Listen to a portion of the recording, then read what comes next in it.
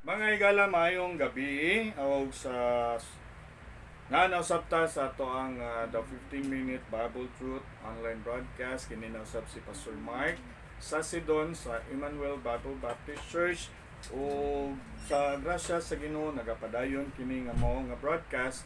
Aton tingo nga mga higala nga ikaw naminaw karon maluwas ka, no?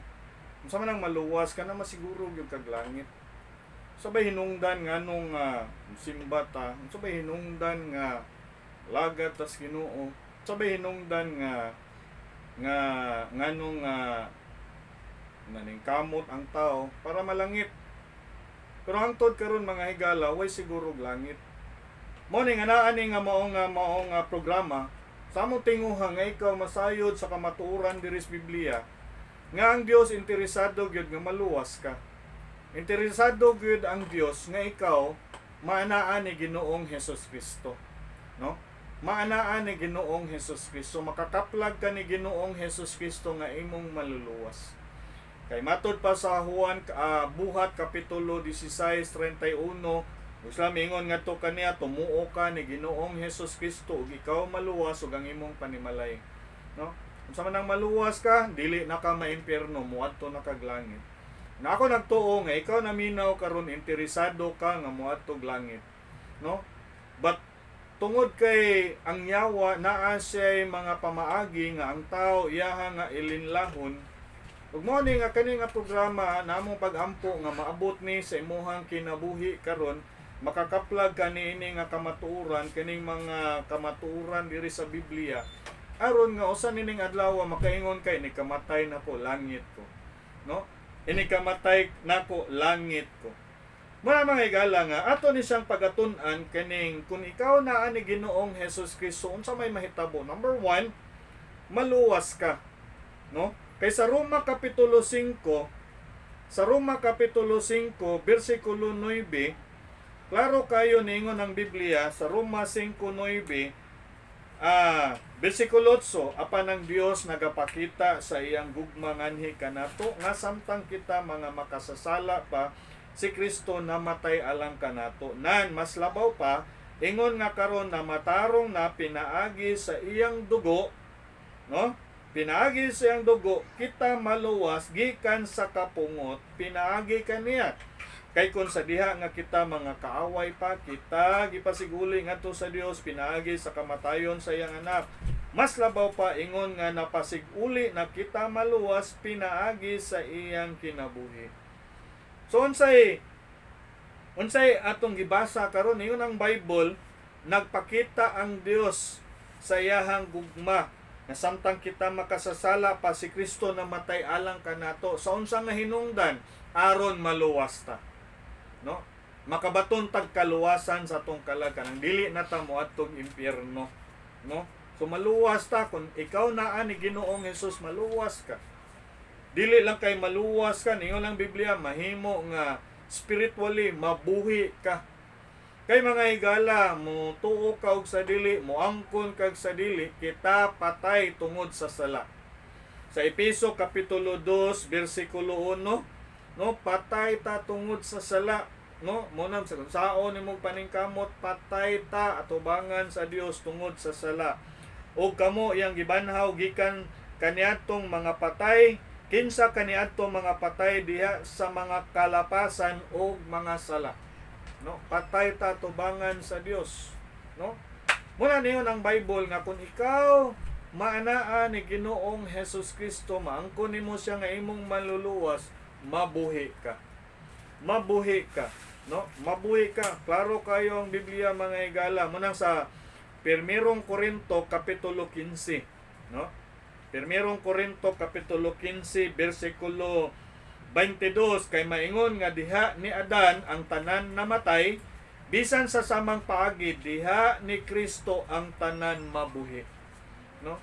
Mabuhi.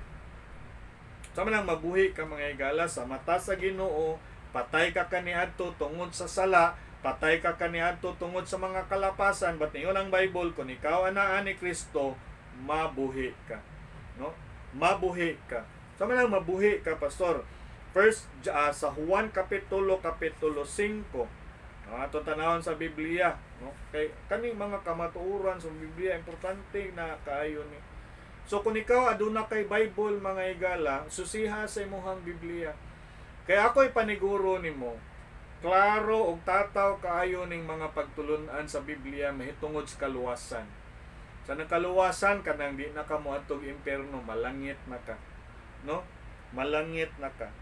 Sa bersikulo kapitulo Juan 5:24, sa pagkatinuod ako mag-ingon nganha kaninyo siya nga nagapaminaw sa akong pulong ug nagatuo kaniya nga mipadala kanako adunay kinabuhing walay katapusan ug dili muadto sa pagkahinukman sa silot apan miagi na gikan sa kamatayon ngadto sa kinabuhi.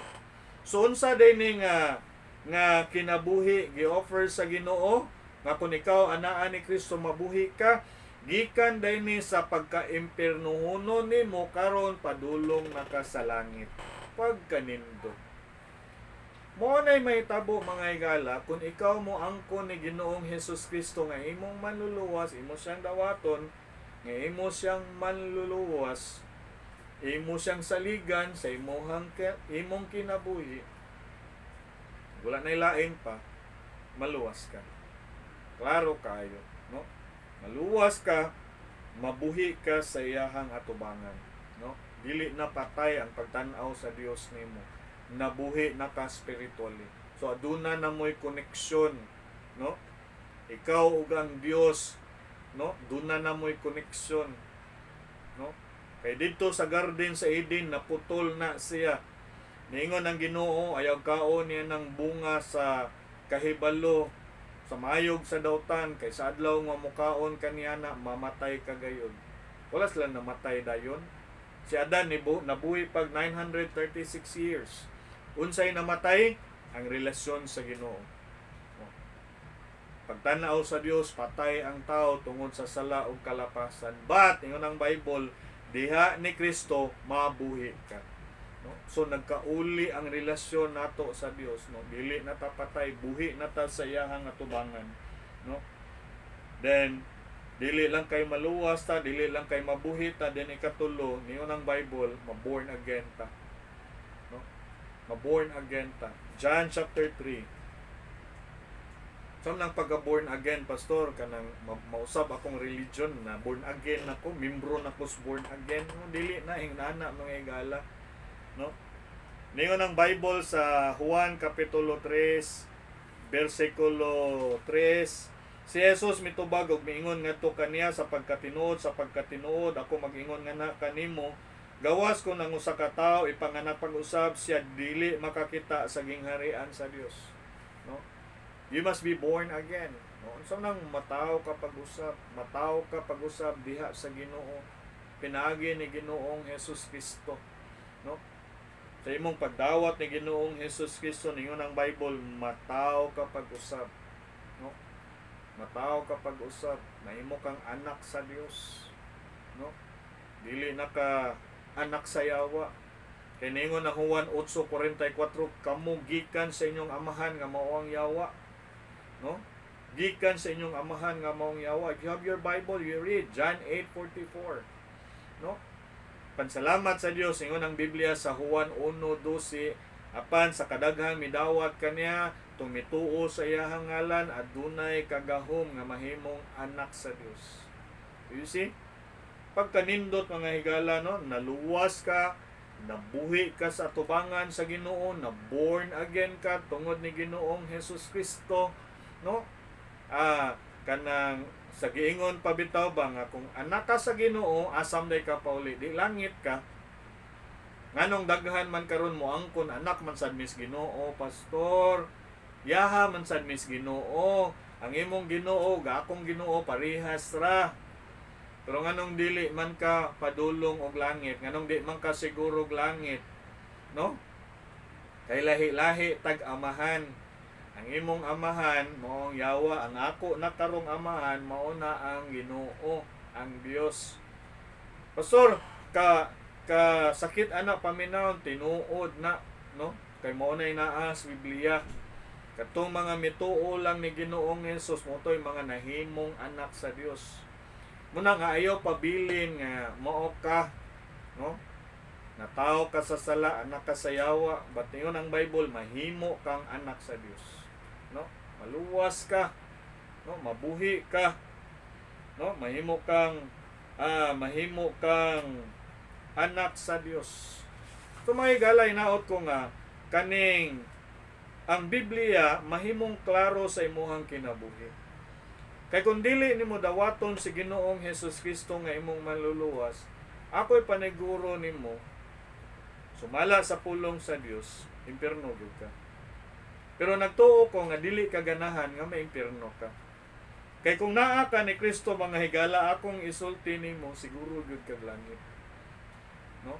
Siguro gyud kag langit. Why? Kay ang saad sa Ginoo ningon siya, asa gani siya tuasad ka. Nya kay ang makakuyog ni Ginoong Hesus Kristo katuramang mga iya. Sa Juan Kapitulo 14, versikulo 1, ayaw tuguti nga masamok inyong kasing-kasing, tuo kamo diha sa Dios, tuo usab kamo dinhi kanako. Sa balay sa akong abahan, adunay daghang mga mansyon. Would you imagine, daghang mansyon, no? Kung dili pa kini tinuod, ako nagsulti unta kaninyo, ako moadto aron sa pag-andam ug dapit alang kaninyo, ug kung ako moadto ug moandam ug dapit alang kaninyo, ako moanhi pag-usab ug modawat kaninyo nganhi sa akong kaugalingon aron hain ako atoa usab kamo. Pagkanindot nga saad sa Ginoo, asa siya tuasad ka, no? So kung ikaw wala diha ni Ginoong Hesus Kristo, di gyud ka makakuyog niya, no? Di gyud ka makakuyog niya. Hinginlan gyud ka sa iyahang atubangan, no? Hinginlan gyud ka sa iyahang atubangan, ngano man wala man ka naluwas, wala ka na born again, wala ka na born again, wala ka na luwas, wala ka na nabuhi atubangan sa Dios, so ini kamatay nimo, impierno gyud ka, no? Mao bitong giingon diri sa ikaduhang Tesalonica, no? Ikaduhang Tesalonica Kapitulo 1, versikulo 8, diha sa nagadilaab nga kalayo nga magapahamtang og panimalos nga na kanila nga wala makaila sa Dios, kanang mga tao mo deny sa Ginoo ba nga ang Ginoo non-existent, no? Na mga atheist kanang dili motuong na ay Dios, pero deep sa ilang konsensya naa gyud Ginoo, no? Nga wala makaila sa Dios o wala man nagsugot sa maayong balita sa atong Ginoong Hesus Kristo. Kinsa pagasilutan pinaagi sa walay katapusan nga pagkalaglag gikan sa tubangan sa Ginoo o gikan sa himaya sa iyahang gahom. Magkaghinginlan ka, no? Kay ngano man wa gyud nimo dawata ang maayong balita nga si Kristo namatay gilubong ug namanaw, nahimo siyang manluluwas, kumutuo ka niya, makaangkon kag kinabuhing walay katapusan, no? So karon mga higala, akong iagda nimo kung naminaw ka karon, wala pa ka maluwas, dawata si Ginoong Hesus Kristo. Kaya ako ipaniguro nimo from the authority of the Bible, maluwas ka. So nang maluwas ka, makasiguro kag langit, no? Muna ang Biblia nagtudlo nato kinahanglan mintras buhi pa ka, tuohi si Jesus Christ. Kaya nikamatay ni mo hukom naman. Ningon na Hebrehanon 9:27, kay kini na hisulat, ang tao mamatay makausa, ug tapos niya na maong paghukom, no? Ikatakda na nga ang tao mamatay makausa, ug tapos niya na ang hukom, no? So mga higala, ang kani nga offer mintras buhi pa ka. Kay kinsa may mutuo ka ng patay na, wala na, iuhi na ang tanan, no? Wala na'y pag-asa, no? Karon mao ang pag-asa, grasya ron. Dawata ni nga mao nga grasya, libre man ni walay bayad, no? Igo ra gud kang mutuo. Mo na mingon sila nga sayuna ana pagtuo ra gyud. Ay may sayon. Mutuo ka or ikaw ilansang. Ikaw mo bayad sa imong sala. By the way, kung ikaw mo bayad sa imong sala, ang hukom gud sa Ginoo nimo, impierno ka, kay makasasa man ka. Mao bitong gipakamatyan ta. Kay mga makasasata, di ta kaluwas sa tong kaugalingon. Muna mga higala, agnihon ta ka, dawata si Jesus Christ. May guarantee yo, maluwas ka. Atong mga anaan ni Kristo, maluwas sila, nabuhi sila, na born again sila. No? O siguro na sila og langit. Kininasab si Pastor Mark sa Sidon, sa sunod na usab nga higayon mga higala. Ang Ginoo magpanalangin, mayong gabi kaninyong tanan.